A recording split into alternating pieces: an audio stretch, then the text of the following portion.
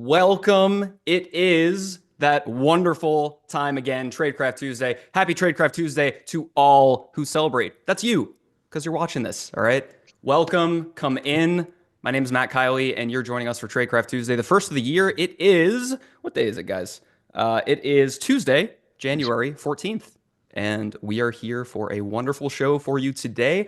I am joined by three of my esteemed colleagues and outstanding practitioners, each in their own right in their own fields of interest, from Huntress. So going around the room here, I've got the guy that the Genius Bar goes to when they run out of ideas for how to fix things. You may have seen him at Objective by the Sea giving his research presentation on stage. This is our principal Mac researcher, Stuart Aschenbrenner. Stuart, how are you doing? Good. Thanks, Matt. That was a very, very kind introduction. I appreciate that. Putting I that do, on my resume. I do my best for you. Going around the room here, he's the type of dude that appears in the mirror behind a hacker when they close their medicine cabinets. Our principal threat hunting and response analyst, author, might I add, of the wildly popular Constructing Defenses online course. It is Anton Ovrutsky. Anton, welcome to the show. Thank you so much. Anton's first Tradecraft Tuesday ever, by the way. So, The very Anton, first one. they're not this meme-ish, in most cases, but this one you've joined us for a fun one. Amazing. Can't wait. And finally, rounding it out here, last but not least, he holds. I looked this up. This is not a joke. He holds the world's record for the longest confirmed fish at 17,482 miles. And he also made a car into a counter surveillance suite. That second part is actually not a joke. Our resident social engineer master and SAT researcher, it's Truman Kane. Truman, how are you doing? Hello, I'm doing well, thank you. Thank you for having me on today. I appreciate your intro as always. Of course, gents, we're going to have a fun time today. So we're going to talk a little bit. The point of Tradecraft Tuesday is there are no pitches. We're not talking about the Huntress products today. We're just 3 or 4 really practitioners just chewing the fat, talking about all kinds of stuff that's happening in the InfoSec community. And today we're going to talk a little bit about what we saw last year in terms of Tradecraft and maybe a little bit of what we should expect going into 2025. But first, because you knew that you weren't going to get away without some kind of shenanigans, we're going to play a little bit of a warm-up game. And I haven't told my co-hosts here exactly what this warm-up game is. A little backstory about it. This is a game that John Hammond and I invented on the floor of RSA this previous year.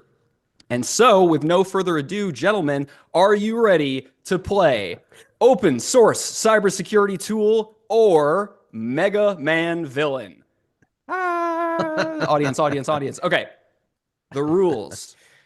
I trust I don't have to explain what the rules are, but I'm going to explain what the rules are anyway. So, the rules of the game are that you 3 will play as a team. I'm going to give you some name, and you're going to have to tell me if that is either an open source cybersecurity tool or a villain from the Mega Man series. We're talking anything in the Mega Man NES or SNES era. That's Mega Man 1 through like 7, and then X 1, 2, and 3. You're probably asking, Matt, aren't there more in the Mega Man X series? I don't believe in those other games. X 1, 2, and 3 are the only ones that I recognize, and you should as well. So, do you have any questions before we begin? Open source cybersecurity tool or Mega Man villain? No. Good? All right, here we go. Let's go. First up, open source cybersecurity tool or Mega Man villain? Sting Chameleon. I'll give you a moment to deliberate as a team. Is now a good time for me to say that I don't know anything about Mega Man? It's up. You should have told me that before we started playing the game. I'm sorry, team. I'm letting everyone down here. I'm leaning towards Mega Man just because I just get that feeling. I agree. Well, I've not watched much. Consensus seems to be Mega Man villain. Do we have Mega Man villain? Going once, going twice. Are we locking in our final answer? Okay. Yes, Sting Chameleon is, in fact, a Mega Man villain. Great job, team. That's a Right point on the board. Mega Man Right X on. boss located in the jungle base. Canonically, he'd be about the 6th boss that you fight during a normal run of Mega Man X. He is weak, of course, to the Boomerang Cutter. The Boomerang Cutter, of course, you get after defeating the boss, Boomerang Kawanga. And he gives the player the Chameleon Sting power-up after his defeat. Pro tip, if you use the Boomerang Cutter on Sting Chameleon, you will cut off his tail and make him easier to defeat. Interesting. Very interesting. This must be what people feel like when I start prattling on about Mac OS stuff and their Windows people. The similarities may be intentional, Stuart. Anyway, moving on to our next Mega Man villain or open source cybersecurity tool? Zeke and Suricata. Jesus. I mean, I'm thinking cybersecurity tool. I know Circata, Zeke. I'm pretty sure I've also heard of. Now, is this like a combo, Matt? Is this two tools or I cannot answer that part of the question. challenge? You are locked into the challenge, my friend. All right, all right. Going with All right. cybersecurity tool for this So, one. cybersecurity tools, plural. Do we have a Tools, consensus? yes. Going once, going twice. Zeke and Suricata are, in fact, open source cybersecurity tools. Great job. That's a point on the board for you. They're often used together. Zeke and Suricata work in concert to form kind of like an open source network protocol parser and an IDS, IPS, so an intrusion detection and prevention system. So you'd install these on like an edge device or maybe tap a network span port, and you can get an idea of like the network traffic that's going on inside of your network. So congratulations, great job. We're at the halfway point here.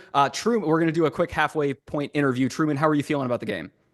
I'm feeling good. Okay, Feeling fantastic. good. We're moving I was on nervous then. before we started. I'm feeling good. Yeah, you know what? We're moving on. Sounds great. All right, that was the halfway interview. Here we go. Sigma, cybersecurity tool, open source cybersecurity tool, or Mega Man villain? So I know I'm it's a going with- tool. I don't know if it's specific to cybersecurity. You guys tell me. I mean, Matt, it's where I think Matt spends quite a lot of time. So You know, if I were to look at the chat, which I'm not going to say is cheating, but I'm seeing a couple answers that say both. Maybe it's a trick question. I do believe it would be considered a cybersecurity open source tool, but it might also be a Mega Man boss, according to chat. Interesting. So would we say both here? Would you risk it? Because if you're wrong, then I'm gonna have to deduct a point here. But are we gonna risk it with both? I'm going to bet it all. Stuart's betting it all. A true daily double. Anton Truman, are you backing him up here? I'm not a big betting person, but I trust Stuart. So Yep. let's just go. Yeah, let's do it. All right. Uh-oh. Here we Mistake number go. one. Sigma is an open source cybersecurity tool and a Mega Man villain. Congratulations. Nice. Threw a curveball at you, but you handled it Very with nice. grace and Very poise, as you always do. Sigma is both the primary antagonist from the Mega Man X series, and it's also an open source language specification for log event standardization. You are using this in threat hunting and detection engineering and that kind of thing. Amazing work, team. That's absolutely excellent to pick up on that curveball. And we've got 3 out of 3, and we've got one final one here. The Metasploit framework, cybersecurity tool, or Mega Man villain? I'm stumped on this one. I knew there would be one. I'm gonna go with cybersecurity tool for this All one. right. Anton's going cybersecurity tool. I think I see head nods. All right, here we go. I'm sorry, the Metasploit framework is actually a Mega Man villain in level 8 of Mega Man X. No, I'm totally kidding. It is actually an open source cybersecurity tool. In fact, it is one of possibly the first that you'll get your hands on as an ethical hacker or a red teamer or a penetration tester or something like that. Basically standardizes proofs of concept into Ruby code and makes them modular, and you can use them for post-exploitation, reconnaissance, all kinds of things. All right, well, that is the game. And to my wonderful contestants, you scored 4 out of 4. And if I'm reading the score chart correctly, that means that you are certified Reploid hunters that can also write a create remote thread shellcode injector. So congratulations. That's the highest marks in... Oh, sorry, the results there. That's the slide. Forgot to advance that. But you scored top points in our game. Open source cybersecurity tool or Mega Man villain. Congratulations. You're all winners in my mind, and clearly you displayed that because you got a perfect score. Shout out to chat coming through. Shout out to chat coming through. Hey, use your resources. That's totally okay. All right, so with that game, that dumb little game out of the way, we're going to move on to what is the meat and potatoes, the primary course. That was a bit of an amuse-bouche little game there. Consider our bouches amuse. We're going to move on to the primary course here. And so we're going to talk a little bit, and I'm juggling like 6 different windows here. So let me transition. Our next segment is called Huntress Looking Back at It. All right. By it, we mean 2024. Okay. Threat intel, Tradecraft from last year, looking back at it. Okay. Major incidents, major CVEs, looking back at it. Notable developments in the InfoSec community. Truman, what are we doing? We're looking back at it. Thank you. Appreciate you. So looking back at it is all about looking back at the previous year and talking about some trends, some tradecraft, and I've got some questions for each of my fantastic esteemed colleagues. And so we'll start with you, Anton. So Anton is on our threat hunting and incident response team. So Anton does a lot of work in basically the SOC will pass him interesting cases and he'll look into them and determine root cause, initial access, that kind of thing. So Anton, I've got an interesting question for you. So when we look back at 2024, I want to say like a lot of the breaches from last year, or a lot of the ones, and please correct me if I'm wrong here, a lot of the breaches from last year had to do with like, I guess MITRE would classify it as public facing exploitation or like a exploitation in a public facing application, but like we could kind of generalize that into VPNs with single factor authentication and bad passwords, open RDP out to the wild internet, right? Also includes public exploitation, like we saw with Screen Connect, with Slash and Grab, with Clio more recently, kind of at the tail end of the year. So, as someone who spent a lot of time responding in events like that and looking at the patterns of tradecraft, tell me about some of the notable like patterns that you see responding to incidents like that. And also, I'd love to hear your thoughts on this keeps happening to people when they put public facing exploitation or public facing applications out to the internet, right? Is there maybe something you'd want to say to those people about the risk calculus of leaving your line of business applications out to the internet? I'd love to hear your thoughts on that as well. Yeah, for sure. So I guess like we see, and myself personally, I see way too many VPN devices compromised and way too many remote desktop instances compromised. Just a lot of that happening, unfortunately. And a lot of it too is not just that the VPN doesn't have MFA on it. In a lot of cases, the VPN actually will have MFA on it, but there's a lot of nuances to how MFA is configured on your VPN appliance. So if you have like that one, user who's like maybe a higher up in the organization, and you think, okay, I'm going to make it a little bit more convenient for them to log in. So you flip that bypass switch. And you make it more convenient for them to log in, and they have like super simple password to use on the VPN appliance, and then you whoopsie that, right, and you forget to flip that MFA back on. The threat actors will find that they're poking on these devices 24/7 nonstop. That's a guarantee. So to link back to the second part of your question, I'll answer the second part with kind of like the first. Whatever you expose out there on the internet will get like brute force. They'll get hammered. Threat actors will find it. They'll enumerate it. They'll attack it. You can think you're being a little bit clever by changing like the port. You're running it on 443. You're running it on like 8443. Whatever it happens to be, they'll find it. The other kind of nuance that we run into, and this is something that I actually came across yesterday, is that if you expose RDP to the internet, right? So you make it easy for your customers, your partners, your coworkers, whatever, to kind of like access the network remotely through, a nice GUI with remote desktop and everything like that. And you set your security log size to the default size of, I think it's 20 megabytes. And if that RDP server gets brute forced, that security log, when I go to look at it, when my team goes to look at it, when we go to look at it, will be pretty much useless to us because unfortunately all that we're going to see is like failed login attempts. So there's a lot of stuff that if you're kind of watching this show and you're thinking to yourself, how could I harden my environment in a way that kind of doesn't break the bank, take a look at your security log sizes. By default, they're very tiny. So always take a look at that. Always make sure that they're set to something a little bit more reasonable, something that'll hold, at least a couple days worth of data. Same with the VPN appliances. By default, they log to memory only. And if you're not shipping those logs off to somewhere like a SIM, then you're going to have a bad time when the worst happens. And it does. Unfortunately, it does, because people don't like entering long passwords into the VPN appliances. Same with the remote desktops. Totally understand that. However, we see just way too many of these kinds of compromises. It's even gotten to the point where even if I don't know ahead of time, the VPN appliance is there, we'll just ask the partner for the logs regardless, because we just assume that a VPN appliance is in play somewhere.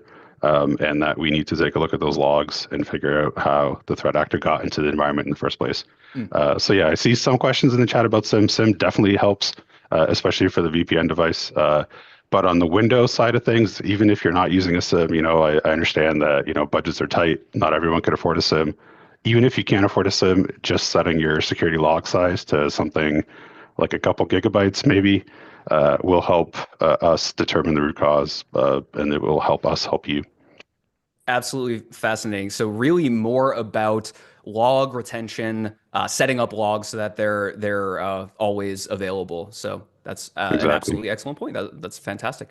From when you think about some of the major like breaches from last year, so like I personally was there, although I was on vacation for the first part of it, but Screen Connect, Slash and Grab, and then Clio more recently. So a lot of those like even at a certain point, if you're using MFA and you're being really nice and secure about how you set up your VPN appliances, like a 0 day is really kind of all it takes at that point. So we kind of plan, I think like in the security community, we used to kind of not plan for that. We used to basically be like, all right, we're going to have to make sure our perimeter is completely secure. Of course, that's never going to happen. But assume that the I'll let myself in point, the VPN or the public facing application is exploited. Hardening the next jump for the threat actors is something that's really interesting. I'd love to hear your thoughts about like what you can do as somebody who maybe runs an IT shop and runs infrastructure to kind of like stop the progression of an attack chain instead of just focusing on stopping it from happening, which you may or may not be able, that may be outside of your control. What are some good tips for stopping the progression of an attack after that point? Yeah, that's a great question. And yeah, totally. The software that you kind of expose, you don't really kind of maybe expect or plan for that software to get a CV in it and for threat actors to kind of make their way into your network with it. But unfortunately, it does happen. The the good news though, and when it's kind of interesting about threat actor tradecraft, if you look at it, is that they'll go through a lot of trouble to exploit the appliance or the piece of software, whatever it is. But the kind of like post exploitation tradecraft that they take after that is very vanilla, kind of bread and butter stuff that we see all the time. So I know there's, a lot of discussion about whether who am I is like an APT thing or is it a basic thing, but I believe that when we were looking at the Clio software, we saw a lot of that. We saw like the Clio software get compromised and, they went through all that trouble to do it. And then they run Who Am I right after that, right? So a lot of your kind of like vanilla bread and butter down to brass tacks kind of monitoring still applies there. But in terms of just hardening your network, things like access control, super important. So if you think about it from the threat actor perspective, if they land on a host and they grab credentials off that machine, either through memory or maybe even a text file that's sitting on that machine, right, with passwords.txt in it. We've all seen it.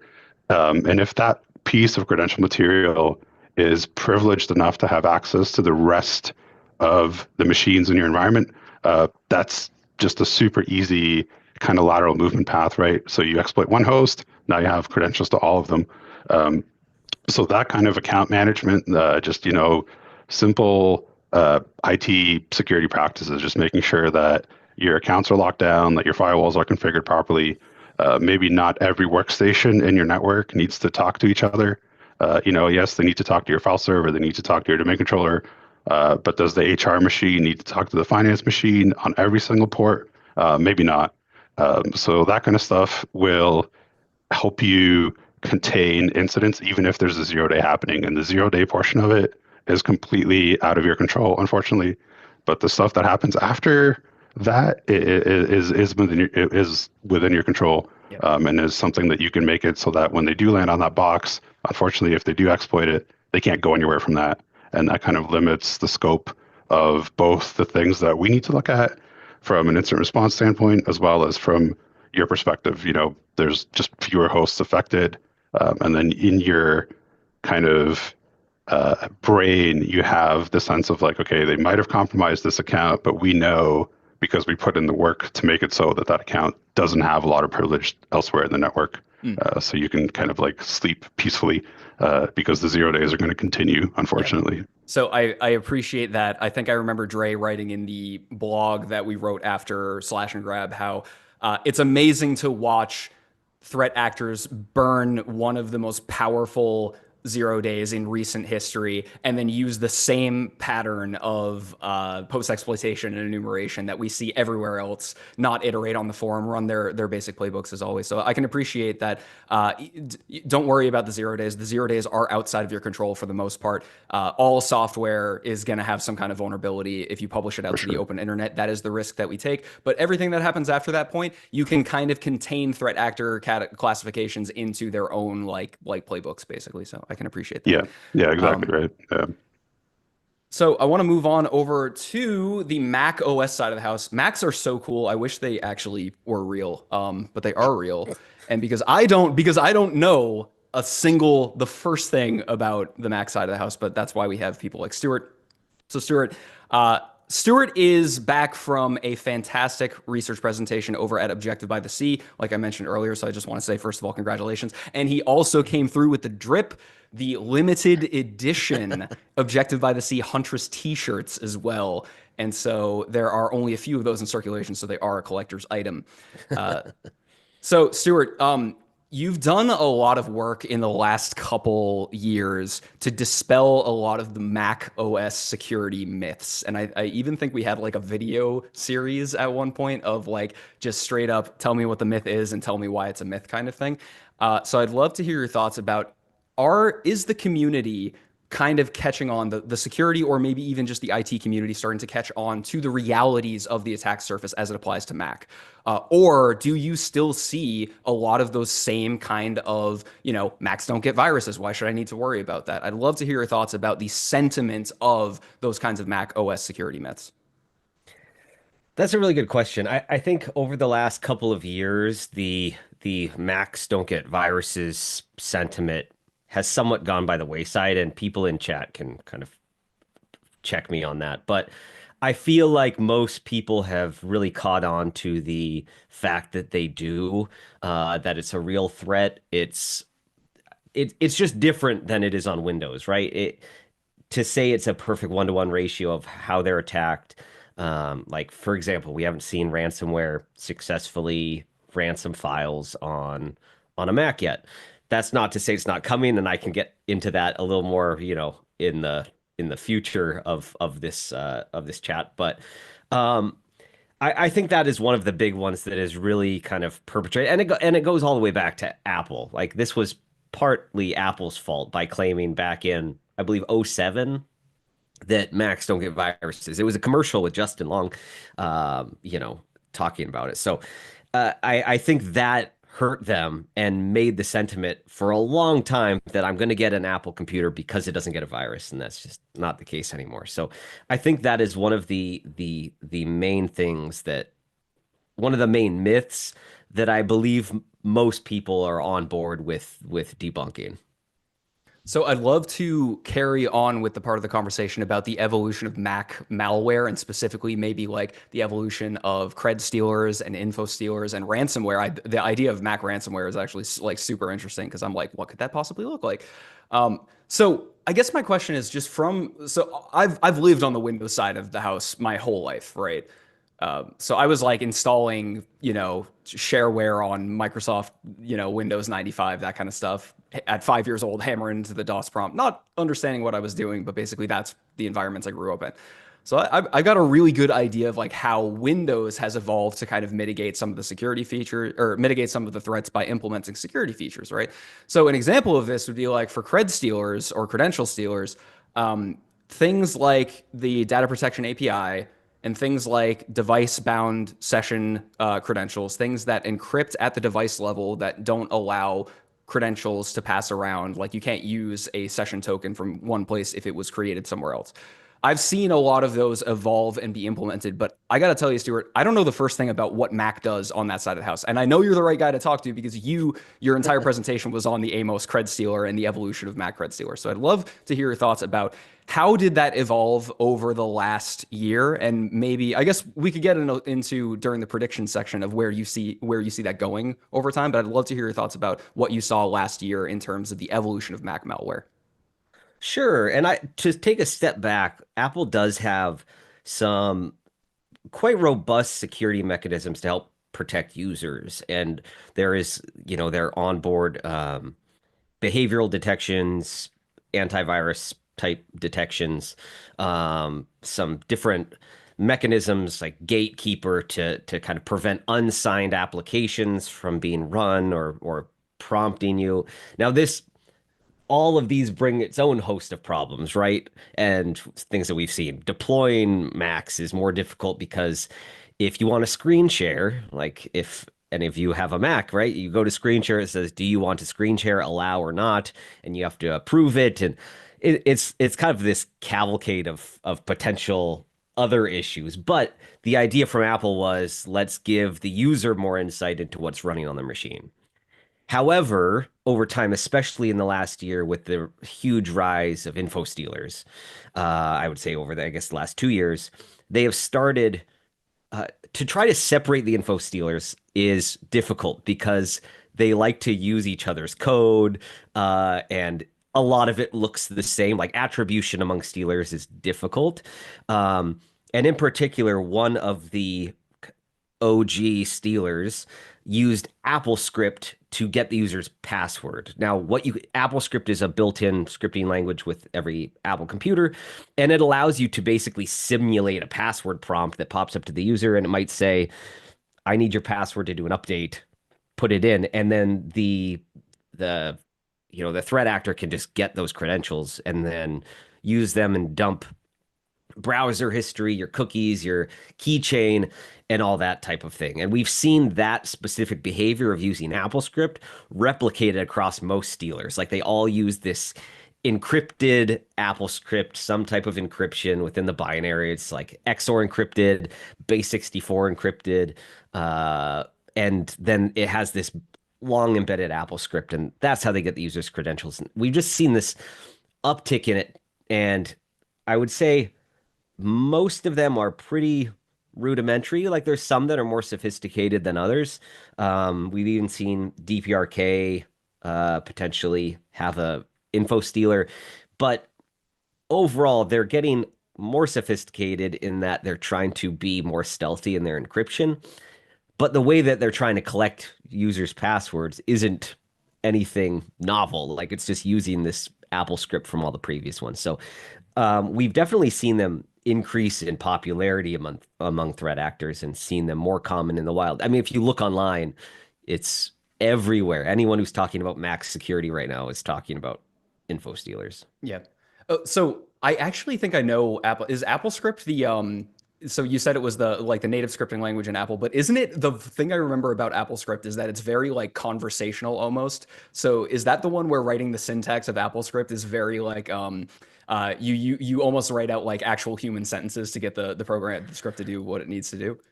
Right. You'd write something like tell Chrome Yeah. to open, and things like that. Yeah. And it's not if you have a really long Apple script, it's not too fun to have to debug, like to step through. Right. It's Yeah. annoying because it's so human readable. I dipped my toe into the world of Mac malware at one very specific point in my like open source developer kind of history.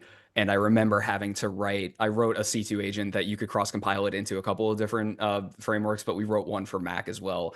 And my code developer did a lot of the work. And he was like, "Are you ready for this? Because you're about to see something crazy." And they showed me AppleScript. So I appreciate how kind of quirky and interesting that one was. But before we get on to the prediction side of the house, I do want to finish out with Truman. Truman's our resident security awareness training researcher and really social engineer master. Again, that thing I said about turning a car into a counter surveillance suite, that wasn't a joke. Like he did a DEF CON presentation on that. So go look that up because it's a really fun, interesting presentation.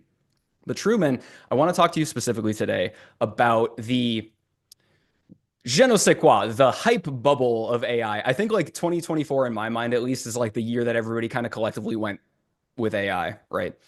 We're not getting, at least in the cybersecurity side of the house, we have not seen the crazy worming auto exploitation frameworks like Hack GPT or whatever was rumored.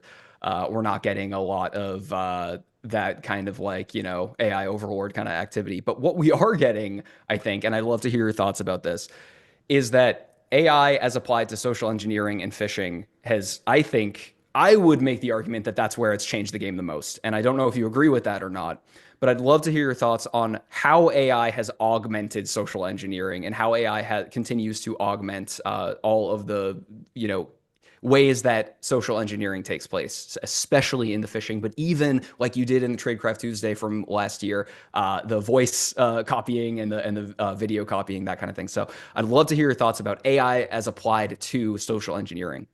Yeah, absolutely. And like you said, it's not that Hack GPT is just auto exploiting everything, and you got just the leader of the charts for bug bounties is run by an AI program.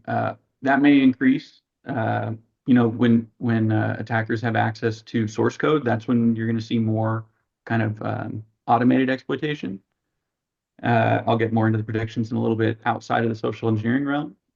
But in regards to social engineering, again, there's phishing, there's phone phishing or vishing, there's SMS or text message phishing or smishing. Those are the three kind of phishing attack types. And over the last year, we've seen a number of things improve a lot in regards to AI tooling. One, image generation. So you used to have to use something like Midjourney or Stable Diffusion, or have your own hardware, or use again a high-end tool like Midjourney to generate images. You no longer need to do that. Now you can even use ChatGPT to generate pretty high quality images. So that's something that we saw make leaps and bounds in 2024. But one of the biggest improvements we saw in AI tooling, as far as generative AI and how it may be used for social engineering, is in the video generation. So we've seen things go from a static image with just the mouth moving, saying some words, to really very high quality video of someone talking. You're trying to clone, a person, maybe impersonate a CEO, and have a video sent to a target that shows the CEO saying something. That's one part of it, is the video. Well, what about the voice?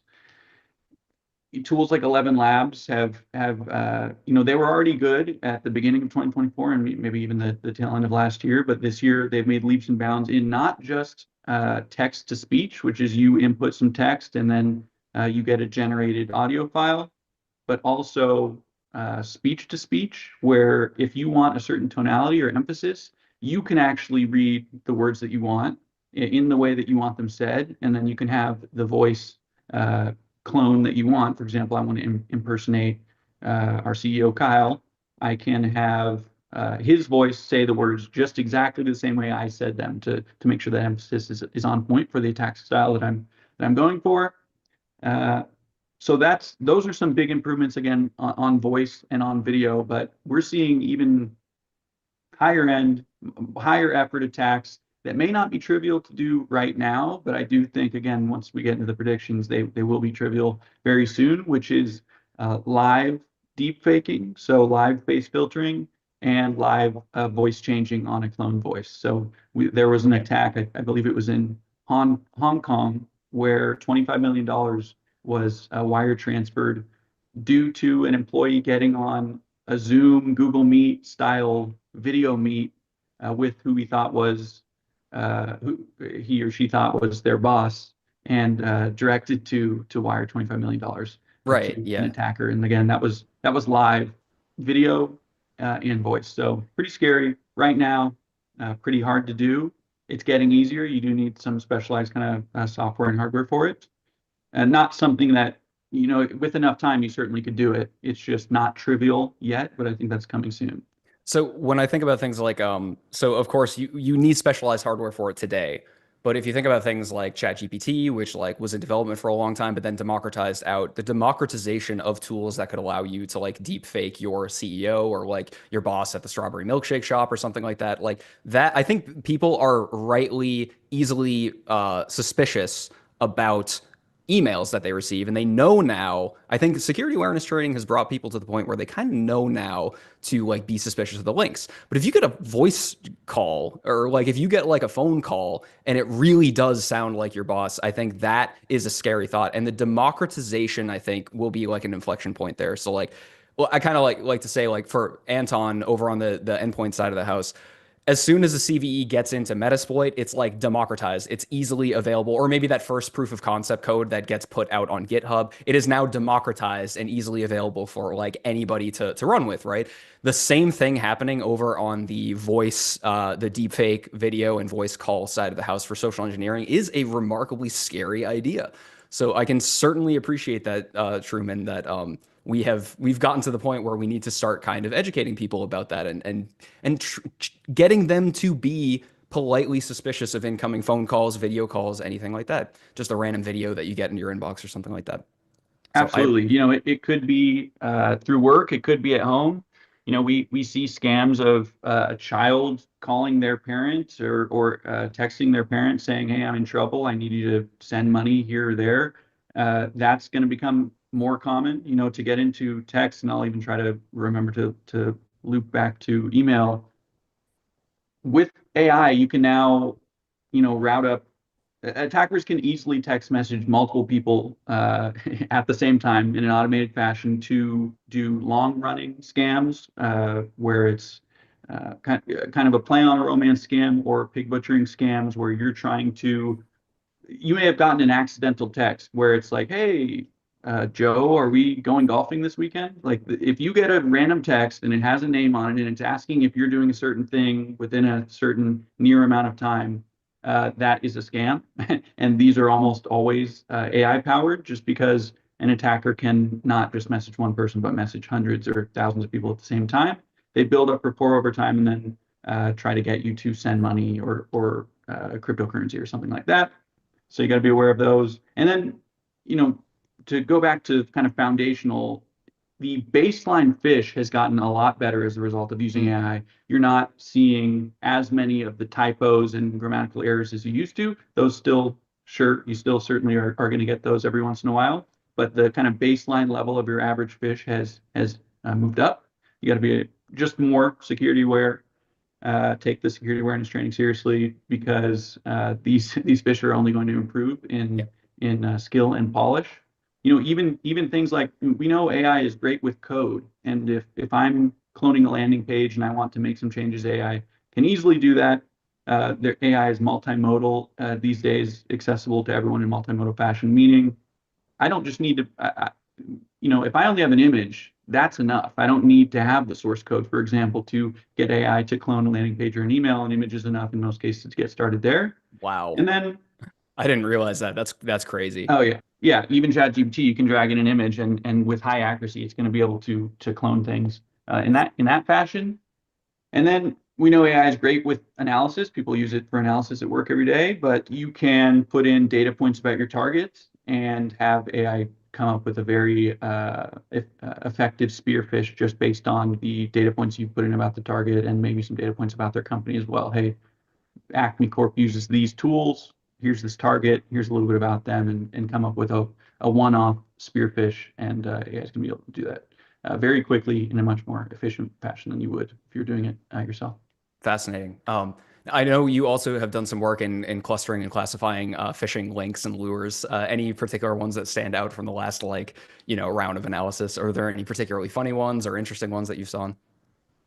So let me see. Yeah, I was just working on a threat report, and so one that is just an insight is that e-signature impersonation, so DocuSign or other forms of e-signature, hey, you have a document to review, were by far the most prevalent type of phish, at least that was reported to us by learners. I mean, this was at least 5 times more common than any of the other groupings that we saw with any relatively high number. Image-based content still very popular. QR codes very, very popular. We got the fake threads, fake email threads is coming in where you see multiple replies. It's a reply chain. That's one that you should also be aware of. Nothing too crazy outside of that, but definitely I don't see the e-signature impersonation slowing down. Aside from the emails themselves, these landing pages with the fake captchas or other forms of getting the victim to execute commands on their computer, whether it's through key commands or clicking a button to update Chrome and paste that into terminal or command prompt. This is a very serious issue. Over the past few months, we've seen this pop up a lot, and it's going to continue to happen, I think. So that would be, as far as landing pages go, what I would see as the current trend. Truman, I can't help but notice that you've answered the question so well and so thoroughly that I'm not entirely sure that you're not an AI yourself. Could you please hold up a fork and a spoon in the same hand on the right side to prove that you're not? You know what? I trust you, man. You're cool. Even if you were an AI, Truman, I'm totally fine with that. By the way. So, gents, I want to move on to the final part of our presentation here today. Unless, do we have any kind of open forum here for any comments on the prior year, looking back at it, 2024, before we move on to our final segment here? Going once, going twice. Good. All right. Well, let's go ahead and move on as I locate my OBS screen again to go ahead and transition over to the slide for the final part of our presentation, which I have named Three Crystal Ballers, Tell It Like It Is, parentheses, must see video. All right. Three crystal ballers, tell it like it is. Though no one can truly predict the future, I'm going to give you all the gift of clairvoyance today. And I would like you to peer into the crystal ball and tell me, in 2025, I want your hottest takes, your spiciest ideas about where the threat landscape is going to go. And I want to know what you see coming down the road here. And I think we'll start today with who did we do first for the first round? I think we did Anton first. All right. Truman will go ahead and just go back around the horn counterclockwise here. So I'd love to hear. And by the way, I want to add for my colleagues and co-hosts here. Of course, you could answer in your own area, your discipline, your area of expertise. But if you've got any takes for anything across the cybersecurity landscape, anything at all, I'd love to hear those as well. So Truman, I'd love to hear your takes. You're looking into the crystal ball. What do you see in 2025 in terms of evolutions in tradecraft, in phishing, in social engineering, and maybe security awareness training? Yes. Okay. So I'll start outside of social engineering. So I think my hot take is that one days are going to be much more quickly exploited in the wild. So you have a 0 day, there's a security advisory out, there's no patch yet. There's a CVE out, there's no patch yet. Those types of vulnerabilities, I believe, are going to be exploited a lot more often, a lot more widely in 2025, just due to the AI and LLM models that people are using are just getting better and better. They can reason better. And again, they don't need necessarily as much source code these days, just because the reasoning is getting that much better. So even off of a CVE and off of some exposed endpoints, and even just the source code on those landing pages or instances of software that you can see in the wild, I believe that that one day, what ends up being in one day is going to be much more exploited. Okay. For social engineering, again, I think the live video and audio is going to live video and audio deep faking, I guess we'll refer to it as, is going to become much more prevalent. The tooling required for that, I think, will be kind of trivial to obtain and use in 2025.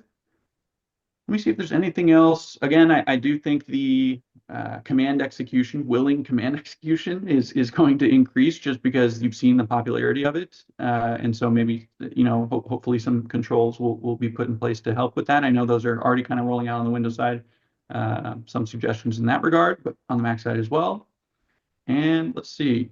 Yeah, again, the smishing, I think, is a real issue. You'd think that with telecom controls that might have died down, but it's not. It just keeps ramping up. And in fact, package tracking scams and gift card scams, and again, the kind of romance scams and other things similar to those are just continuing to ramp up. Just because AI can, again, in multiple languages, you don't even need to speak the language of your victim. You can just have your prompts translated. So definitely get that cyber hygiene up to par if you don't have it there already, and take this stuff seriously because it's not slowing down. So 1 day proliferation, right? So the prolific use of 1 days rather than 0 days, and then a very noticeable and probably normal uptick in the types of social engineering that we see hitting our friends. Yep. Okay, I can appreciate that. Absolutely fantastic. So let's move around. Let's see. We did Going around the horn the first time, we did Anton and then Stuart and then Truman. So Stuart, going to come around to you here. Crystal baller, peer into the clouds and use your gift of clairvoyance. Tell me what you see either in the Mac space, in the Mac credential stealer or ransomware space, or anything, any predictions that you have. I'd love to hear your thoughts. Yeah, I think continuing to see info stealers wouldn't be any type of surprise. Like just with its rise, like I could see if we've had Banshee and Cuckoo. I'm sure we'll get a bingo stealer and a chocolate milkshake stealer for your milkshake shop. But I feel like, we spoke briefly earlier. We talked about ransomware, and ransomware on macOS it's been like a suspiciously seditious Sasquatch across the macOS space, right? You look at it and you really haven't seen it execute. You've seen like one each year, but it wouldn't surprise me if over the next year we actually see something that can encrypt files, and it's not it's not trivial to do, but it's not that hard to encrypt files on macOS. So the fact that we haven't seen it yet is surprising to me. I wouldn't be surprised if we see that starting to rise in the next 12 months. So it's a Sasquatch in the way that like many people might say that they've seen stories and heard tales, but maybe we don't really have much of like something tangible to grab onto right now. I'm honestly surprised that it's not as that the threat actors haven't really cracked the walnut on that one. Yeah, we have evidence, quote unquote, of it, right? Like there are blogs where people have seen Lockbit and attempted to encrypt files, right? But there was like in one of them there was a buffer overflow, so it just crashed. Other ones like they try to encrypt the files and they don't. Like it's we just haven't actually seen it done right yet. And so as we see these threat actors get more and more uh, target macOS more and more, I wouldn't be surprised if we start to lean into ransomware on macOS. It's a scary thought. It absolutely is. If it's even a fraction as bad as ransomware on the Windows side of the house, I am not looking forward to the day that it is prolific. But I guess we're just going to have to see because nobody can predict the future. Although three crystal ballers today telling it like it is. If we go back to last but not certainly least, Anton. Now, Anton, you are of course a practitioner on the light side of the force. You are of the good guys. But if you were to put yourself in the shoes of a threat actor and you were to look forward into 2025, what are the attack primitives that you are looking most favorably at, and what are the ways that you will compromise most targets that you go after? And I guess this is just a long way of asking, what are your predictions? And this is either in the kind of threat hunting side of the house or anything across the entire community. What are your predictions? Yeah, it's kind of tough because there's so much going on, but I think credentials are going to be at the heart of whatever happens in 2025 and 2026. And I think more abstractly than credentials, I think identities are going to be huge. I think the thing that is kind of counteracting that is this kind of like maniacal focus on AI on the part of the vendor sphere. And I think that the folks who rely on these vendors who over rotate on AI are going to get let down. And I think that's going to happen rapidly over the next couple years because what we're seeing now, at least what I'm seeing with these kinds of cases that we deal with, is that uh, no AI is going to help here. You need a human looking at this stuff. You need a human approach. I think an AI and LLM might help you, but from what I'm seeing and from my own kind of like personal experimentation with this stuff, is you need to have the basics kind of mastered before you fire off an LLM at whatever you're trying to do. You can have a magical blinking AI box that you put on your network, but if you don't have like a good asset inventory to kind of feed it, you're not going to get the value out of it. So I feel like that kind of mix with the focus on identities on the part of threat actors, compromising them, as well as the kind of like, I don't want to be too spicy, but maybe like the collective industry kind of like letdown of their customers with all this like AI over rotation. I feel like that is going to result in a lot more compromise and a lot more ransomware, a lot more like cloud credential theft, a lot more keys stolen because they're everywhere. More, um, so that's kind of my prediction. Yeah, I wish it was more positive than that, but That's that's just okay. what I'm seeing. If Yeah, that yeah, if that's true to how you see it unfolding, that's true to how you see it unfolding. So in emphasis on, in light of companies bringing like flashy new crazy Sasquatch AI products to the party, those letting everybody down, and now we're even deeper into the problem of the basics haven't been mastered and people are using the same credentials across all their services and one of yes, them got breached, et cetera, token theft, session theft, that kind of stuff. yeah, I particularly can appreciate that because I run the research for the identity side of the house over at Huntress. That's my day job. I'm not just hosting podcasts and running my mouth 100% of the time.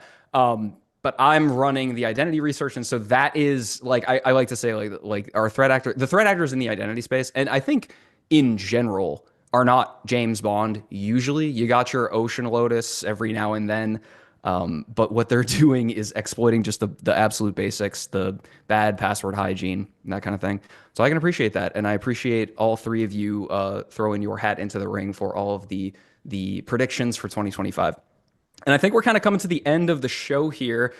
We could cut out a little bit early. I know Stuart's Well, got hold another on, present. hold Oh, on. hold I would on. like nothing more than to flip the script Oh no. and have you, Sir Matt Kiley, look back at it, and then also give us your predictions for 2025. So, All right. Looking back at it, so 2024 to me was, at least in terms of identity, an expansion of the phishing as a service kit and a continuation of the, like I just said in response to Anton's response, just the basic ass building blocks of identity are credentials and sessions, right? And so the exploitation of both of those things, those primitives allow very easy access to identities. If there's nothing standing between you and the identity, all you need is proof of identity, even if that proof is stolen. And so, phishing as a service kits saw a lot of Tycoon and Naked pages. So those were so hot this year.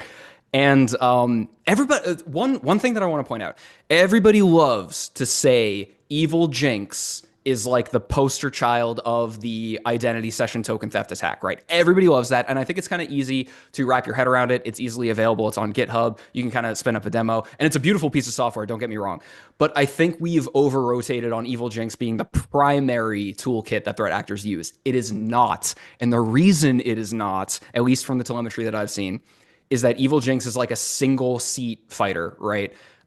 So if you want an easier solution as a threat actor, you spin up or you purchase phishing as a service, right? And that comes with all of the infrastructure that you need to carry out an attack. That comes with your domains. That comes with like Cloudflare. What is it? Turnstile, I think, is the Cloudflare protector kind of worker against like denial of service against your phishing as a service infrastructure. So it's like a batteries included kind of phishing attack, right? So everybody loves Evil Jinx, and Evil Jinx is a fantastic piece of software, but I don't think it is the primary kit. I see it a lot more in pen testers and red teamers, and I love you guys, but like switch up your tactics a little bit. Anyway, so that's looking back at it is just identity, a continuation of the very strong primitive session token theft and credential theft. And looking forward, I think we're gonna see more in that beautiful little like gray area between identity and endpoint. And when I say this, I mean things like where Azure can hook in, you can really, I should say, you can hook in your Azure cloud infrastructure into your on-prem infrastructure. Those attack primitives are now becoming more understood. And so I love the graph of Active Directory, the development and the discovery of the main attack primitives in Active Directory, where Active Directory was built in like the early 90s or something like that, right? And then like 15 years later, somebody discovered the Kerber hosting attack, right? And then like 2 years after that, somebody discovered like password abuse or something like that, right? And then like the Active Directory attack primitives just took off from there, but it took a long time and a lot of research for that to happen. I am very excited and anxious about what that's going to look like in the cloud space as it relates to on-prem attacks as well. And we're seeing a lot of that research right now. So like Dirk-Jan Molina is probably the forefront of that. Read every blog post by him if you want to be like a cloud security red teamer or a cloud researcher. And that's kind of where I see it going. It's like it's more in the outside of just the cloud productivity suite of M365, but more into the authentication backbone of like Entra ID and Azure in general. What can we make that do? I think is the question that a lot of threat actors are asking. So that's my prediction, is that more into the gray area between identity and on-prem. But who knows? None of us can tell the future, of course. And I think that is our show. Gentlemen, I want to thank you for your time. You could have been anywhere in the world doing anything that you wanted to do, fighting the hackers, but you came through with me, so I didn't have to do this all by myself and do like a monologue. Nobody would have wanted to see that. Any last words? That sounded more grim than I wanted it to be. Anything else to say before we call it today, gentlemen? Nothing really. Just shout out to the purple team, red team, blue team, people who are covering the TTPs on their EDRs and doing all the hard work. So shout out to all them. Absolutely. Yeah, for me, I think things are going to get easier for the script kiddies in 2025, but I don't. I think as long as you keep taking the security awareness training and remain vigilant against threats, you're going to be just fine. Anton, final words to part? Just shout out to our SOC who fights this kind of good fight literally 24/7, rain, snow, shine, whatever. Even when we have like internal events, they're still working the queue and everything. So shout out to that team. Shout out, indeed. Everybody, thank you for coming through. I'm Matt Kiley. I'm What Happens When You Give a Theater Kid a Cobalt Strike License. I'm joined today, Stuart Aschenbrenner, Truman Kane, and Anton Avrutsky. Thank you for joining me today for this wonderful Tradecraft Tuesday. Take care of yourself. Take care of each other.